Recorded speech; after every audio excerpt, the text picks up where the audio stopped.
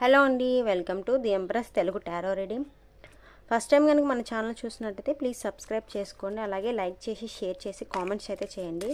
ఈరోజు ఏంజల్స్ మీకు ఏం గైడెన్స్ ఇవ్వాలనుకుంటున్నాయి, లవ్ ఏంజల్స్ మీకు ఏం గైడెన్స్ ఇవ్వాలనుకుంటున్నాయి చూద్దాం.